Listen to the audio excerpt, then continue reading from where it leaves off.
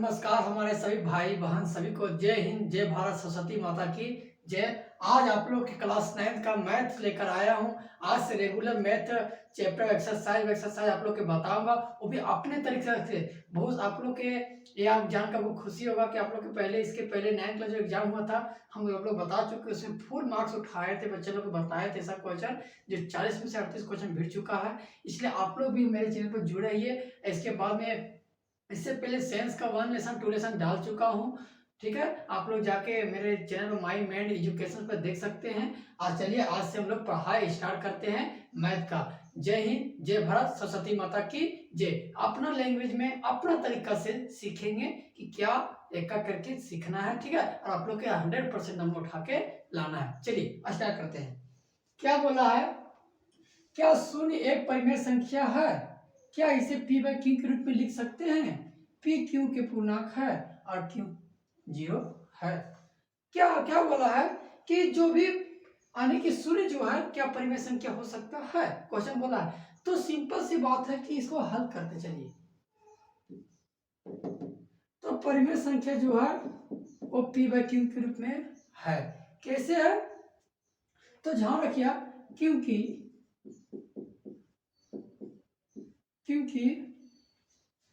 वो जो है p बाई क्यू के रूप में हम लोग लिख सकते हैं। जैसे 0 1 0 2 ये सब कुछ भी हो सकता है, ठीक है। हर मतलब ये आराम से मतलब ऊपर आने के क्या हुआ कि मान लीजिए p है क्यों है, तो मेरा क्या कहलाएगा बोलो, तो अंश कहलाएगा। मेरा क्या कहलाएगा, हर। ये आप लोग के याद होना क्या है, बहुत जरूरी है। इसे हर जो है क्यों को भी ऋण पूर्णांक, ठीक है, ऋण पूर्णांक माना जा सकता है।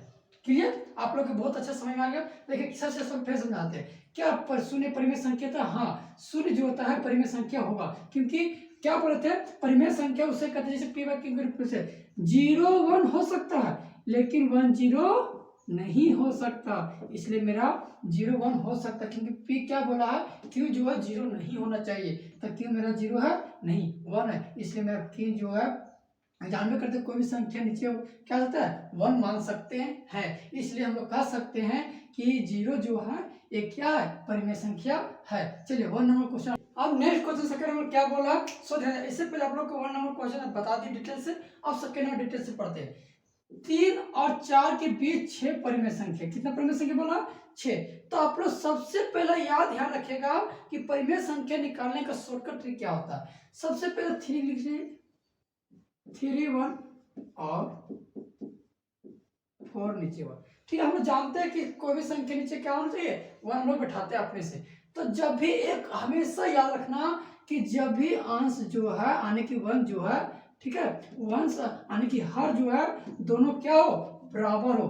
क्या हो, अगर इक्वल हो, जैसे 1 1 इक्वल है, क्या है 1 1 इक्वल है, अगर इक्वल हो। हमेशा ध्यान रखना कि परिमेय संख्या जहां बोले तो हमेशा ध्यान रखना कि दोनों संख्या जहां इक्वल रहे, ठीक है। अब इससे अलग अलग बताएंगे, लेकिन जहां इक्वल नजर आए तो क्या बोला है 6, तो एक बढ़ा के गुना कर देना। क्या करना, एक बढ़ा के गुना करना।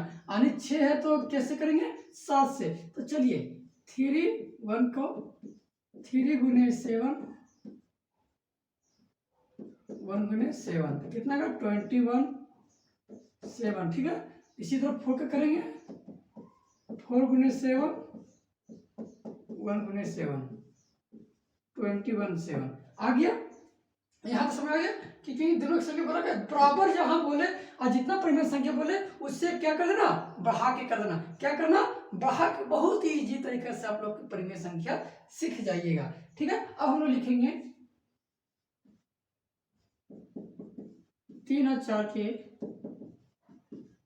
बीच 6 परिमेय संख्या, 6 परिमेय संख्या। देखिए अब 21 और 28 के बीच में क्या लिखना है, 6 परिमेय संख्या।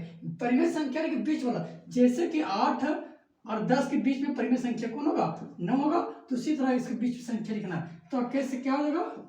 22 पर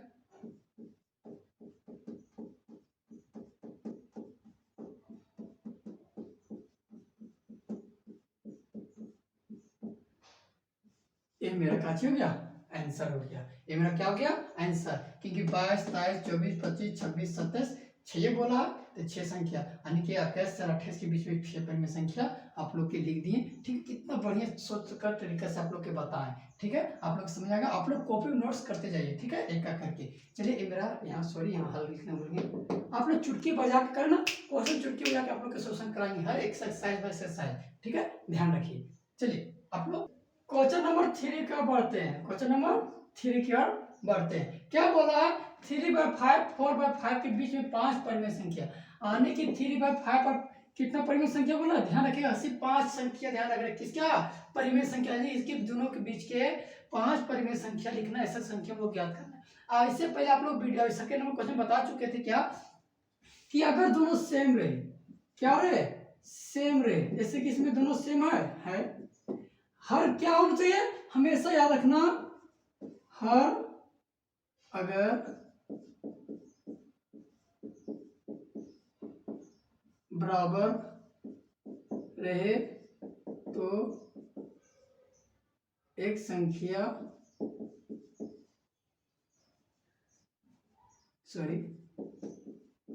दिया हुआ परिमेय संख्या से एक बढ़ा के गुना करें। ये आपने हिसाब रखना। आगे बता चुके हैं कि हर क्या होना चाहिए? हर बराबर अगर रहे, हर अगर बराबर रहे तो दिया हुआ परिमेय संख्या ने कितना संख्या बोला? 5 परिमेय संख्या बोला है। तो एक को क्या करेंगे? बढ़ा के गुना करेंगे। तो दोनों का चीज सेम है। चलिए बनाते हैं। ठीक है, 3/5 को भी निकालते हैं। कितना बोला है? 5। एक बढ़ा के कितना होगा? 6। ठीक है, समझ आ रहा है आप लोग के? 4/5।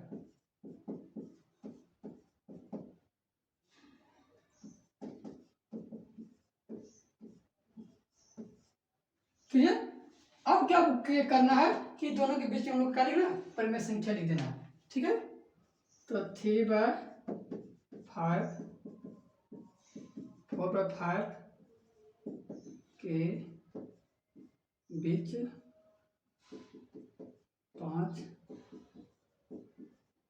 परिमेय संख्या कौन कौन होगा? 19, 20, 21, 22, 23।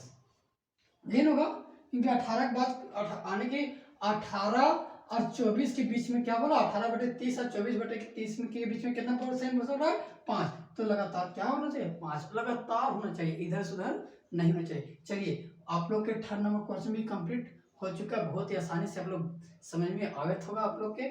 चलिए, नेक्स्ट क्वेश्चन बनाते हैं चुटकी बजा के। चलिए और बढ़ते हैं। ठीक है, नीचे दिए गए कथन सत्य या असत्य के कारण के साथ उत्तर देने बोला है। सबसे पहले इसके पहले हम वीडियो बहुत पहले डाल चुके हैं कि परिमेय संख्या किसे कहते हैं, पूरा डिटेल इसका विस्तार से बताए थे। परिमेय संख्या किसे कहते हैं, पूर्ण संख्या किसे कहते हैं, अभाज्य संख्या किसे कहते हैं, भाज्य संख्या किसे कहते हैं, परिमेय संख्या किसे कहते हैं, ये सारा चीज आप लोग को क्या क्यों बता चुका हूँ। चलिए, आप लोग निकालते करके क्या बोला है? प्रत्येक प्रकृति संख्या एक पूर्ण संख्या होती है, यानी कि प्रत्येक प्रकृति संख्या क्या पूर्ण संख्या होगी? हाँ, होगी। क्या बोला है? सत्य हो गई। कैसे हो गया? सत्य। क्योंकि काकची बोला, कारण भी बोला ना, सत्य तो है, लेकिन क्या बोला?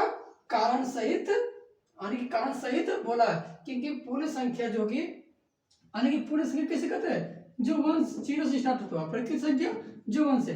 तो ये दोनों क्या होगा? दोनों एक संख्या है कि नहीं है? अगर पूर्ण संख्या बोलता कि प्रत्येक पूर्ण संख्या प्रकृति संख्या होगी, तो नहीं होगी, क्योंकि पूर्ण संख्या 0 से स्टार्ट होता है।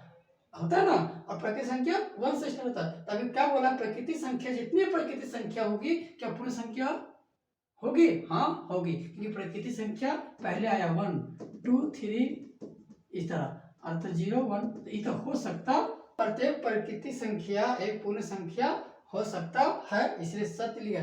क्योंकि क्या करना है, क्योंकि पूर्ण संख्या, क्योंकि पूर्ण संख्या संग्रह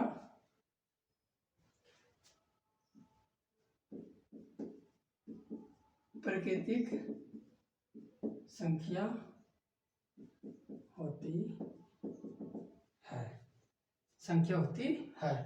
ठीक है, समझ आ गया आप लोग के? चलिए सेकेंड नंबर क्या बोला, प्रत्येक पूर्णांक एक पूर्ण संख्या होगी? नहीं। कैसे नहीं होगी? तो ये आप लोग के हम बतलाते हैं। क्योंकि पूर्णांक जो है वो इधर से माइनस में भी आता है, और पूर्ण संख्या कोई माइनस उनस नहीं आता है। तो उदाहरण के लिए -3 या 1 लिख लो, 1 पूर्णांक संख्या